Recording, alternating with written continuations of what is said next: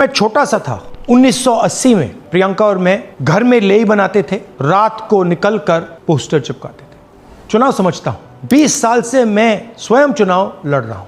Polling कैसे होती है, पोलिंग बूथ कैसे मैनेज किया जाता है, वोटर लिस्ट, फॉर्म 17, ये सब मैं गहराई से समझता हूं। कुछ समय पहले हमें दाल में काला लगा। चुनाव के नतीजे आते थे, मूड एक तरीके का होता था, रिजल्ट दूसरे तरीके का। मुझे याद है उत्तराखंड में हम चुनाव हारे। बाद में मैंने कैंडिडेट से पूछा कि जहां रोड शो हुआ था वहां जाके देखिए हमें कितने वोट मिले। हजारों लोग आए थे, पोलिंग बूथ में किसी ने वोट नहीं किया। यह असंभव था, यह हो ही नहीं सकता। उसके बाद छत्तीसगढ़ और मध्य प्रदेश के रिजल्ट, हमें लगा कुछ ना कुछ गलत हो रहा है। 2018 में मध्य प्रदेश में चुनाव होता है, हम जीतते हैं। हमारी सरकार चोरी हुई थी। 2023 में चुनाव होता है, मैंने अपने आंखों से भारत जोड़ो यात्रा में देखा, भयंकर एंटी इनकम्बेंसी, और हमें 65 सीट मिलते हैं। इम्पॉसिबल, हो ही नहीं सकता। और फिर महाराष्ट्र में पहली बार हमें सबूत मिला। विधानसभा और लोकसभा के बीच में जादू से नए वोटर आते हैं, और जहां भी इन नए वोटर्स ने वोट किया वहां वोट बीजेपी को गया। महाराष्ट्र चुनाव के बाद जब हमें डाउट हुआ, हमारे गठबंधन के सारे नेताओं ने प्रेस कॉन्फ्रेंस किए और हमने इलेक्शन कमीशन से कहा कि आप हमें वोटर लिस्ट दीजिए, वीडियो रिकॉर्डिंग दीजिए। इलेक्शन कमीशन ने मना किया। ना उन्होंने हमें वोटर लिस्ट दी और ना उन्होंने वीडियो रिकॉर्डिंग दी। डाउट हुआ, क्यों नहीं दे रहे, क्या कारण है? तो हमारे दिमाग में सवाल उठा, क्या इलेक्शन कमीशन बीजेपी की मदद कर रहा है?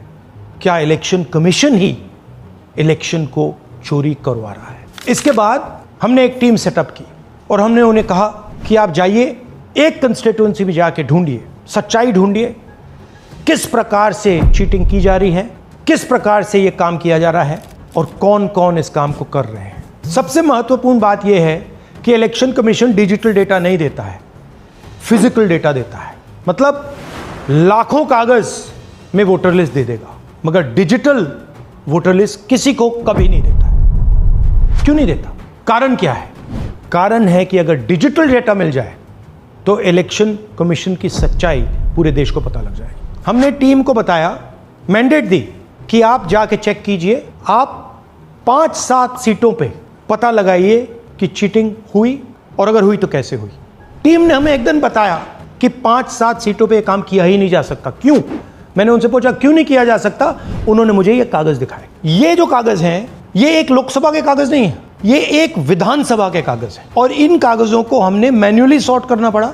और पूरा का पूरा काम जो हुआ है, इसमें 6 महीने लगे हैं, और एक असेंबली सीट में हम ये काम कर पाए हैं। क्यों? क्योंकि डिजिटल डेटा नहीं दिया जाता। अगर इलेक्शन कमीशन ने हमें डिजिटल डेटा दिया होता तो हम ये कार्रवाई पूरे देश में, हर लोकसभा में, हर विधानसभा में 15 मिनट में करके दिखा देते। हमारे पास अनलिमिटेड रिसोर्सेज नहीं है, इसलिए हमने ये रिसर्च सिर्फ एक लोकसभा में, एक विधानसभा सीट में की। मगर मुझ में अब पूरा भरोसा है कि ऐसी 100 से ज्यादा सीटें हैं हिंदुस्तान में। जो यहां हुआ है उन सीटों में भी हुआ है। और याद रखिए, अगर बीजेपी को 10-15 सीटें कम आती तो आज नरेंद्र मोदी प्रधानमंत्री नहीं होते, इंडिया गठबंधन की सरकार होती।